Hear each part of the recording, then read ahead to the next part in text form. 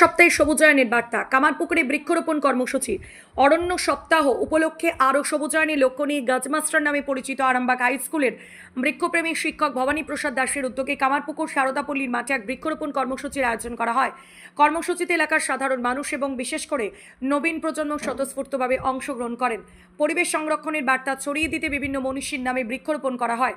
অনুষ্ঠানে উপস্থিত নবীন প্রজন্মের সদস্যরা রোপিত বৃক্ষগুলির পরিচর্যা দায়িত্ব গ্রহণ করে। আয়োজকদের বক্তব্য, শুধু গাছ লাগালেই দায়িত্ব শেষ নয়, রোপিত বৃক্ষ শিশু নিয়মিত পরিচর্যা করে তাকে বড় করে তোলায় প্রকৃত লক্ষ্য। তবেই অরণ্য সপ্তাহ বা বন মহোৎসবের মূল উদ্দেশ্য সফল হবে এবং আগামী প্রজন্মের জন্য একটি সবুজ ও সুস্থ পরিবেশ করে তোলা সম্ভব হবে। কামারপুকুর থেকে চিন্ময় পালের report, crime press, Bengal news. Kamarpukur শারদাপল্লীর সুকান্ত উদ্যানে বেশ কিছু গাছ লাগানো হলো, অর্থাৎ একটি বৃক্ষরোপণ কর্মসূচি অনুষ্ঠিত হলো।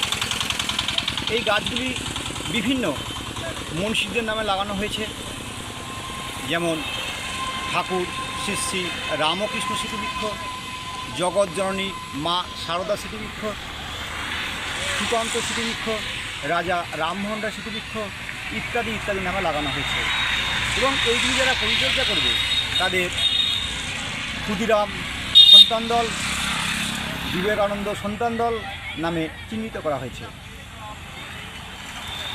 ছাত্র, যুব এবং কচিকাচারা এতে অংশগ্রহণ করতে স্বতঃস্ফূর্তভাবে।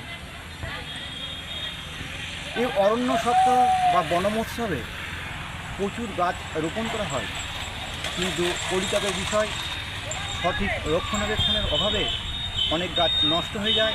পরবর্তীকালে সেগুলিকে আর দেখভাল করা হয় না।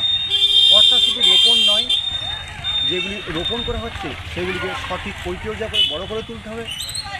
আসুন সকালে আমরা আমাদের ভবিষ্যৎ প্রজন্মকে একটি সুস্থ, সুন্দর, সবুজ পৃথিবী উপহার দিতে হলে আরও সবুজের সংখ্যা বাড়াই।